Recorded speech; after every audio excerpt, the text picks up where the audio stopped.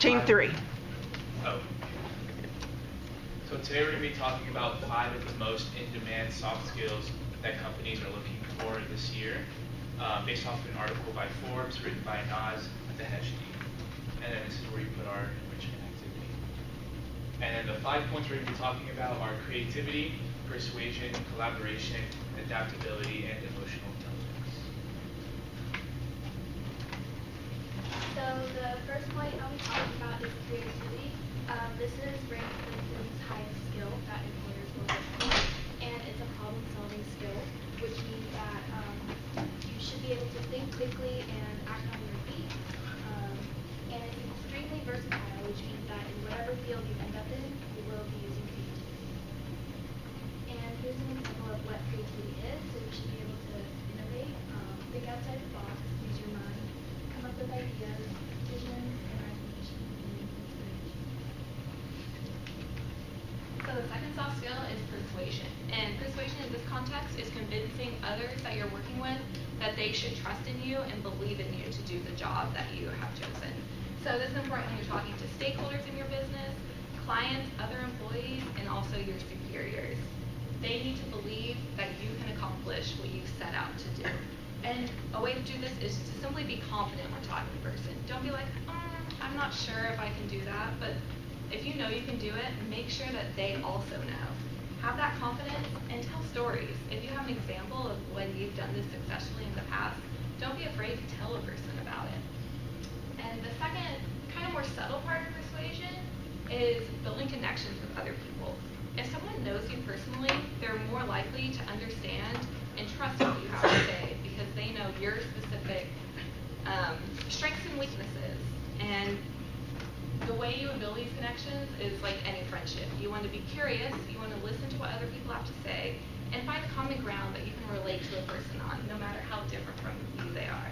And I've experienced this recently when a few weeks ago I did a case competition with a few other actuarial science majors for an insurance company, and when we first started, we were super awkward. We got there, and it was like an hour of us just being like, what are we doing? I don't know what to do. What are we doing with this Excel document? And then like an hour in, we just started talking, and we talked for like 30 minutes.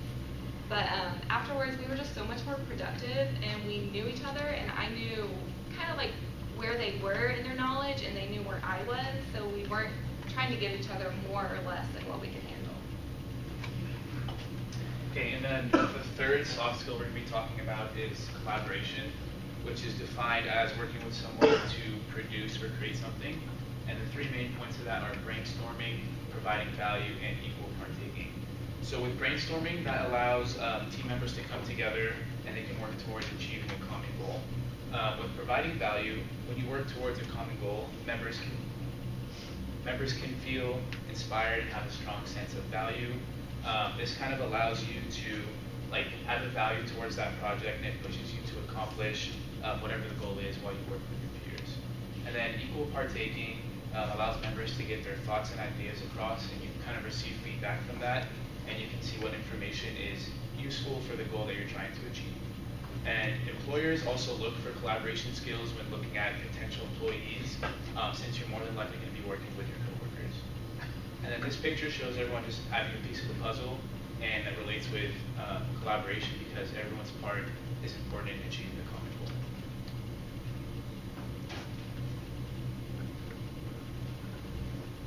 Learning how to manage stress when facing a lot of pressure, work, and competition is very important. When I am in high school, it's a very competitive environment because every day people with our students talk about GPA, ask you what's your SAT scores and everything. So we're faced with tests, competitions, schoolworks, and GPAs. Students have already learned how to manage the stress, especially during final exam week. It get very stressful, so the school had an activity week, like de-stress activity week. We have like yogas, drawings, and spirit weeks, and so on. There are some people who are better at managing stress, and they have higher resilience, and which they are able to adapt to the environment environment better than others. Having higher resilience and being adaptable to the environment is very crucial to efficiency in the workforce.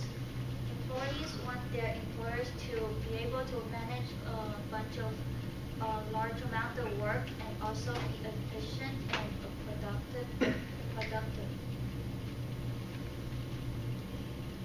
Being open-minded and having a growth mindset means that you are an optimistic person that is able to accept challenges and face failures. In this business world, we need to adjust and respond to the market because the market and the trend is always changing. So what the employers would want from the employees would be to like have an open mindset and growth mindset and be able to accept failures. All right. And last but not least, we have emotional intelligence. And emotional intelligence can be defined as having the capacity to be able to control and be aware of one's own emotions, as well as handling interpersonal relationships judiciously and empathetically. Now, there are 4 traits to emotional intelligence, and they're pretty straightforward. The first 2 are going to be self-awareness and self-management. Self-awareness is just being aware of your own emotions, such as anxiety, anger, happiness, or sadness. And self-management is when you learn how to handle and conduct yourself in a professional manner in a work environment. The next 2 are social awareness and social management.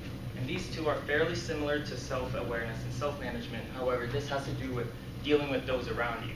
So social awareness is when you are able to be aware of and handle those the emotions emitted by those around you. And the reason that these are so important is because they're considered the core foundations to incorporating all other soft skills in the professional environment. And not only that, to add to that, every year soft skills have been ranking higher and higher as traits that employers want in employees. And in order to incorporate all of that, you have to be able to have a strong sense of an emotional intelligence. So in this presentation, we went over creativity, persuasion, collaboration, adaptability, and emotional intelligence. Now that you guys are aware of these soft skills, hopefully you'll be able to incorporate them into your professional endeavors in the future. Do we have any questions? All right, thank you. Okay, thank you, Team 3.